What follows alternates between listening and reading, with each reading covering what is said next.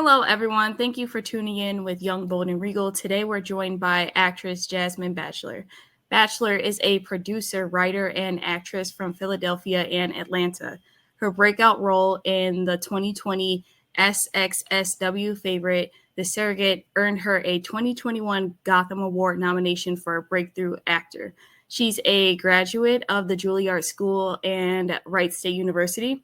Jasmine has made her mark both on screen and in New York's off-Broadway theater scene, bringing depth and complexity to every character she plays. Jasmine, thank you for joining us today. How are you doing today? Well, thank you so much for that intro. I was like, yeah. Yeah, I guess that did happen. But I'm well. I'm well. It's good to be with you. Yeah, it's a pleasure having you on. What city are you currently joining us from? I'm in Brooklyn, not too far from Philly. So, but Brooklyn, New York. Mm-hmm. How's the weather over there?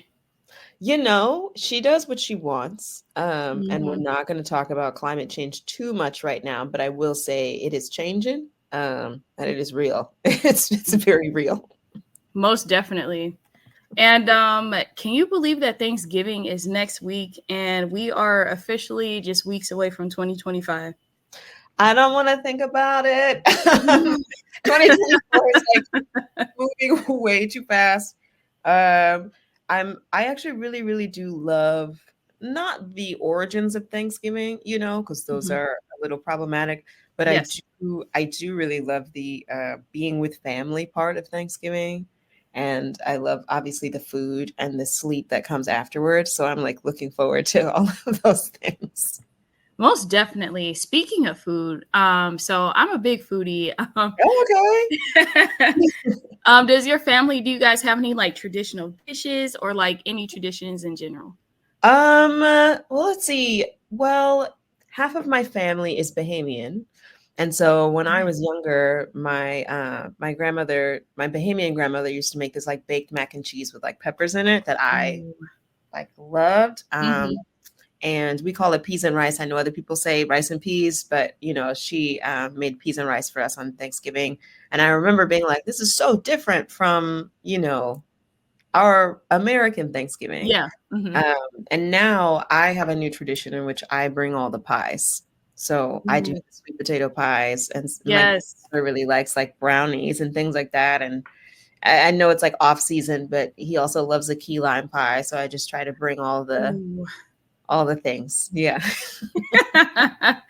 I definitely, so I miss sweet potato pie. I'm trying to Wait, what do like, you mean miss it? What do you mean miss it? I'm trying to scale back.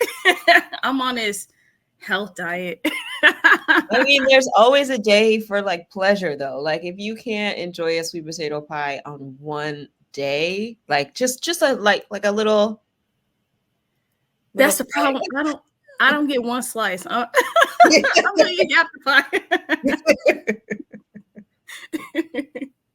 Heard. That's real. I usually make them. I make a lot of them and then I maybe taste like a sliver of each, but Mhm. I'm not really a big like dessert person. So I know I'm making them all, but I'm teasing you about not having pie, but I literally make it and then make You make everyone it else. like, here you go. Yeah, it's my like love language. Like I'll spend a lot of time making it and then just pass it off. um, do you have any resolutions that you look forward to accomplishing this new year? I know you said it's happening fast, but Yeah. Oh wow. You know what's funny? I don't think I haven't made a resolution in a really long time. oh wow. I don't. Yeah, I usually, you know what I do instead? I make a list in my journal because I journal like every day or every other day. I Mhm. make a list of the things that I'm grateful for and a list of like everything that I accomplished that year, no matter how small. So like there was one year I remember I was like, oh, I got called back for these things. And I didn't book any of Mhm. those things, but I was just so excited that I got called back for them that I list them in that. And then I write things that I'm grateful for, like sunshine or like a walk in Prospect Park or my Mhm. friends and my family and very specific like little moments that made me joy. Because I feel like when I write down the goals, sometimes you get the thing that you want, and then sometimes you get like you don't get it, but you get like Yeah. a variation of it. And I just want to be super grateful for whatever comes my way. And, Yes. because I've had that experience where I look back on the manifestation list and I'm like, that didn't even happen at all. What was I thinking? And so now I'm just like, whatever happens, like, thank you. And I'm grateful. Yes, I love that. Thank you. Uh, I mean, somebody else could be like, no, you should write a resolution list, but you know. 1 second here. Oh yeah, take your time. I think it's breaking up. Okay. So I'm sorry. Enough about the food, the holidays, and New Year resolutions. Today we'll be discussing the film "I'll Be There." For those of you who don't know yet, "I'll Be There" is a powerful new award-winning independent film that's now streaming on Prime Video, Apple TV, Google Play, and more. The film tells the story of Grace, the youngest of five in a blended family who has distanced herself from her complex family dynamics. However, when her older brother AJ is diagnosed with cancer, Grace finds herself back in LA facing the ghost of her past. Mm-hmm. So, Jasmine, let's jump right into it. Can you tell us more about yourself and what influenced your career in acting? Oh, sure. I'm older than I look, so I gotta think back to like why I decided to do this in the first place. I gotta be honest, I think it kind of is something that I always wanted to do. Apparently, I came out like singing and dancing and obsessed with Whitney Houston and Anita Baker and Toni Braxton. Um, and I, would watch Disney movies, and I remember the first time I saw The Bodyguard and I was like, I want to do that. Mhm. I didn't know what it was. I didn't know that that was a career, but I was like, whatever she's doing, I want to do. And then I saw What's Love Got to Do with It way too early. Like, should not have seen that movie at that time. But I know there's a lot of stuff in that movie that a child should not see. But Yeah. I was transfixed by Angela Bassett's performance. Mhm. And I mean, at least what I know now is a performance. And I was like, I don't know how she did that, but something kind of, went off in my brain and in my Mhm. little heart. And I was like, I need that. I don't know how to do it, but I need to do that. So I guess I've just been kind of following that impulse ever since. I went to a performing arts high school in Atlanta, and that was where I first started acting, because before I was just like singing and dancing and having a lot of fun with that, but I didn't know what acting was. And then that kind of introduced me to it. And then I went to undergrad for it. And that was like, one more step. And then I was like, I still don't, I think I'm good, but I don't know everything I want to know about it. So then I went to grad school. Um, and that really kind of blew open the lid for me on what this career could be. And You are also a producer and writer. Can you tell us more about some of your projects? oh, sure. My writing is like a little less known to people. I mean, now, so I because I'm like trying to work on something. So when I try to work on something, I get very quiet and like to keep it to myself. But Mhm. recently, I've been helped by some casting agents that I love and fellow filmmakers that I've done projects with in the past to give me notes about like two separate shows that I'm working on. One about this brief period in my life after undergrad, which was like full of tragedy, but is hilarious.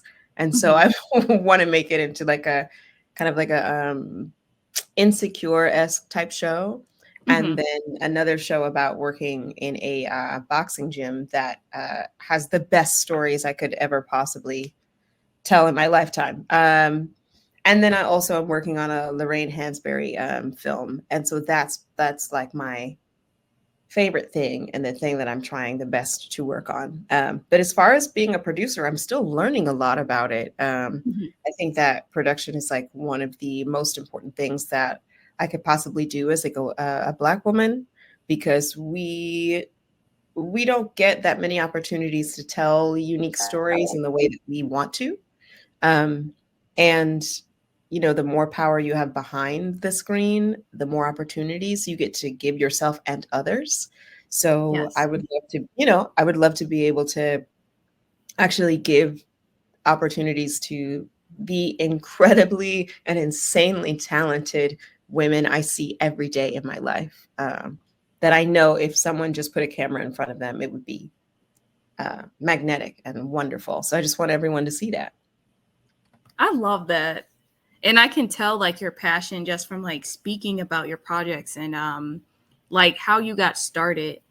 So I'm going to transition. Can you Okay. tell us more about the film I'll Be There and what impact has the film left on you? Oh, sure. So I'll Be There originally started as You Are Not Alone, and then they changed the title. And I like, so whenever someone says I'll Be There, I'm like, oh yeah. That's the movie we're talking about right now. So this was, and it is kind of a semi-autobiographical film about Cindy McCreary's life.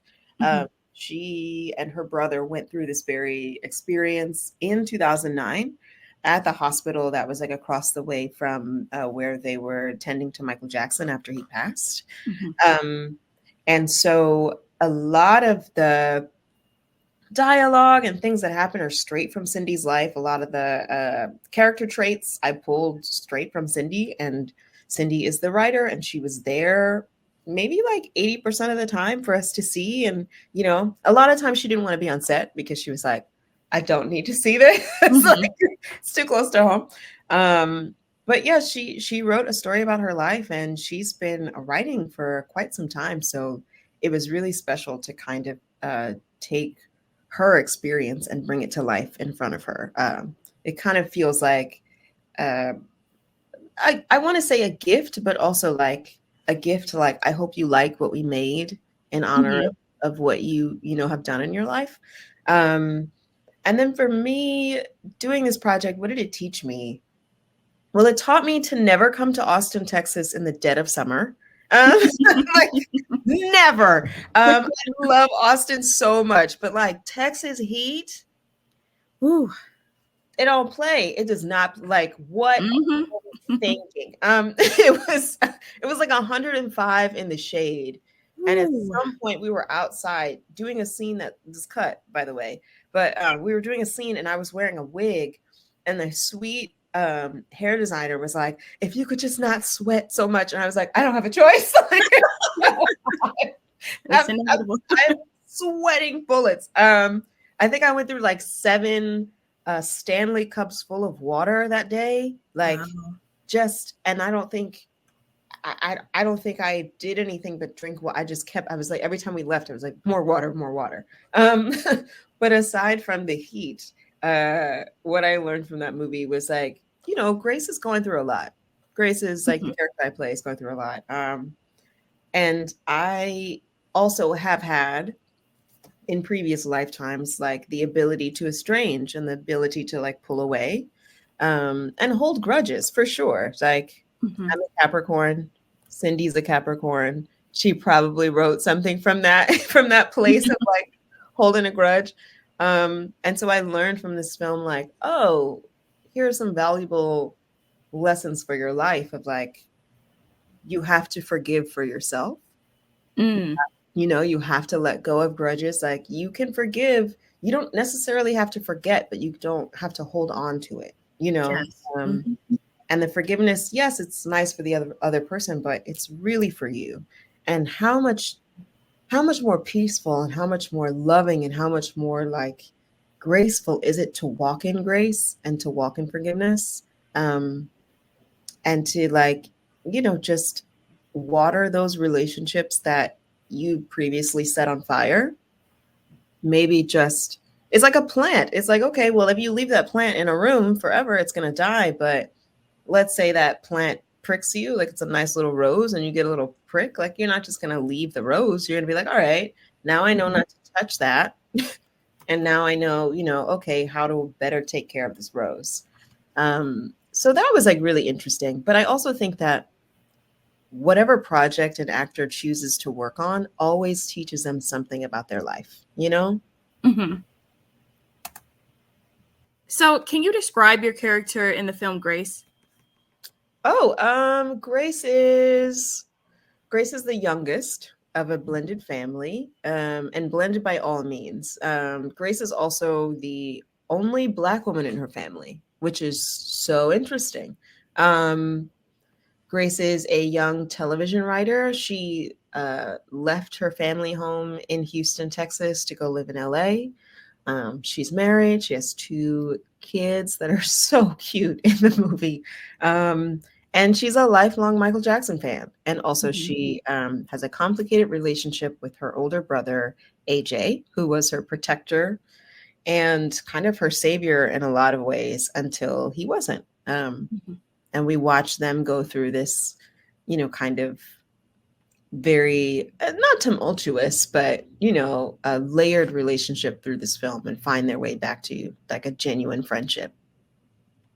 And did you find yourself personally relating to the character? And if so, what ways did you relate to her? Oh, sure.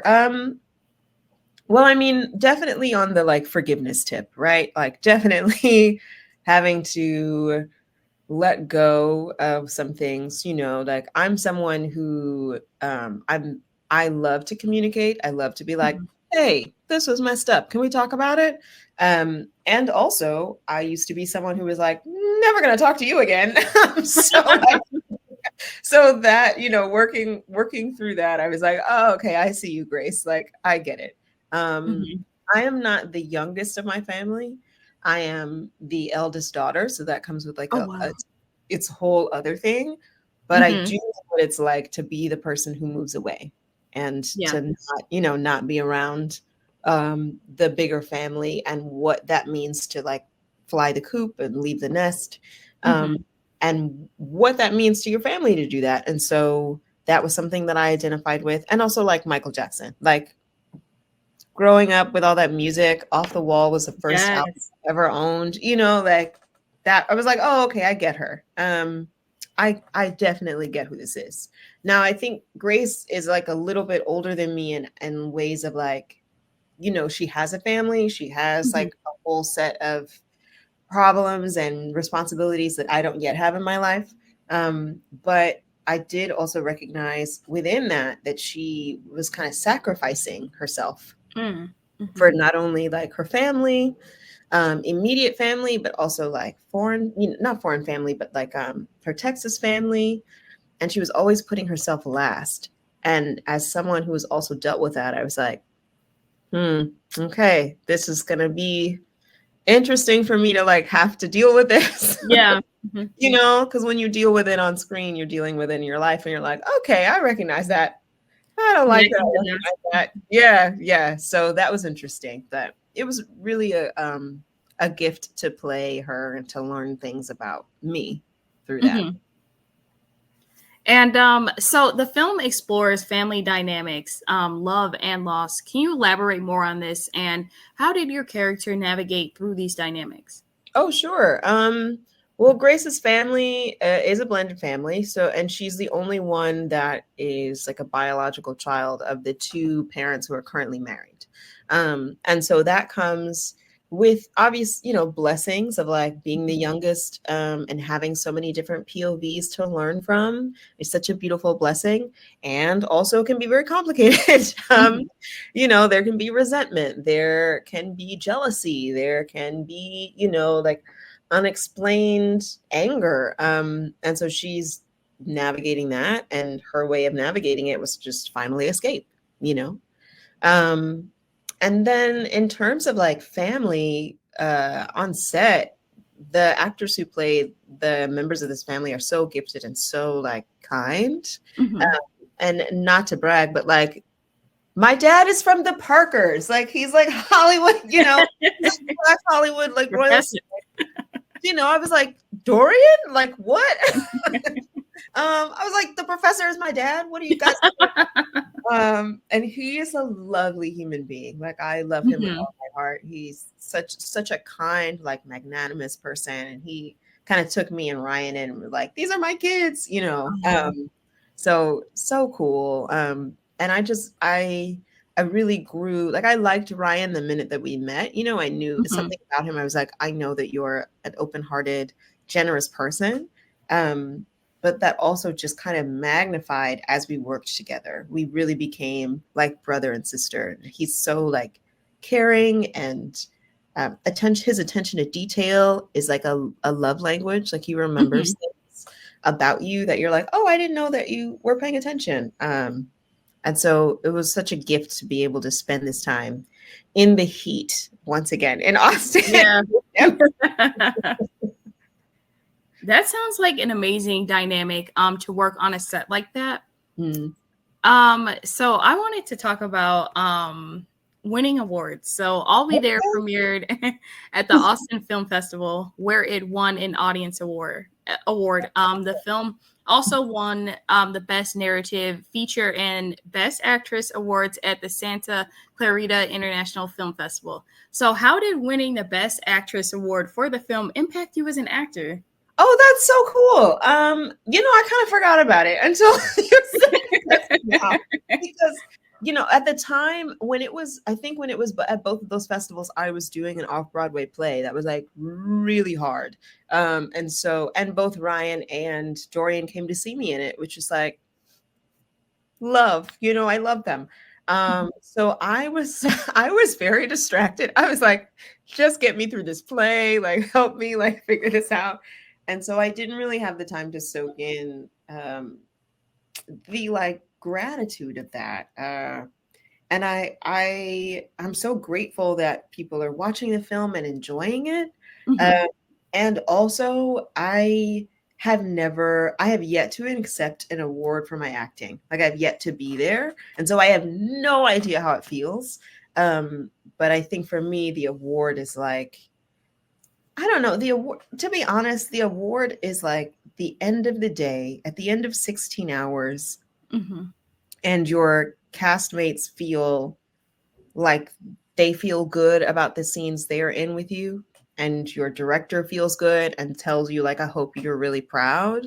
Like that actually makes it worth it, Mhm.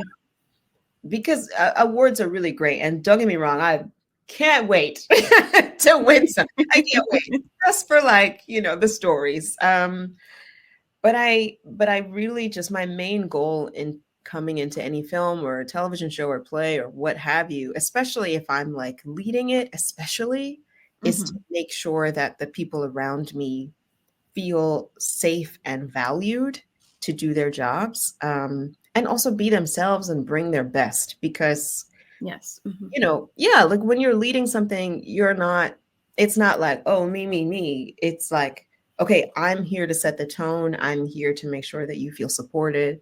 I'm here to kind of hold the glue together because I'm here every day, you know?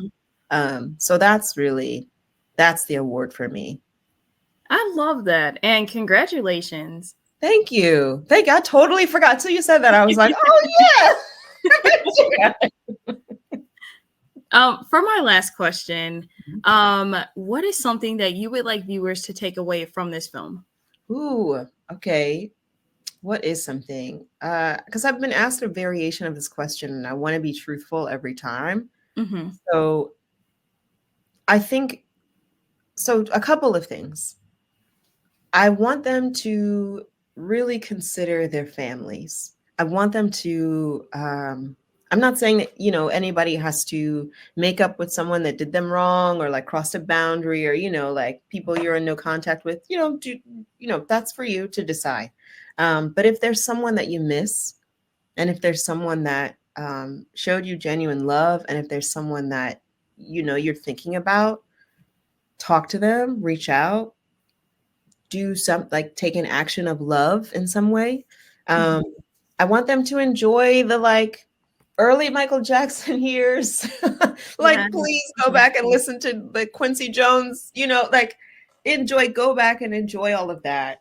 And then also like appreciate the women in your life who Mhm. are carrying all those burdens. Most often, to be frank, it's Black women in your life. Like, please go and like hug or like do something Yes. Mhm.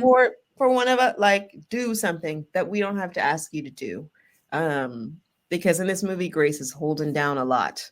Um, and she has a lot of support around her. So it's mainly sometimes her fault that she doesn't take it. But I feel like in her, I see someone who's so used to holding things together and holding things down, that other people around them probably think they have it together when they don't, and they don't offer help. And I would just like to say, if you know someone like that in your life, like, offer them help, do something for them without them asking, because they probably never will. So, yeah. You're on her preaching today. Experience, life experience. So thank you again, Jasmine, for joining us today. It's been a pleasure learning more about you and the film I'll Be There. Thank I you so can't wait to much. see more of your amazing work. And you guys can follow Jasmine at Jasmine Lachelle on Instagram to check out more of her work. And you can follow for general updates. Be sure to watch the latest interviews and videos and subscribe to Young, Bold, and Regal on our YouTube channel at Young, Bold, and Regal, like the Facebook page, follow on Twitter, and also on Instagram. And most importantly, go stream I'll Be There on Prime Video, Apple TV, and Google Play today. It is available, so go stream, guys. And once again, thank you, Jasmine. Thank you so much. It was such a pleasure talking to you. Thank you.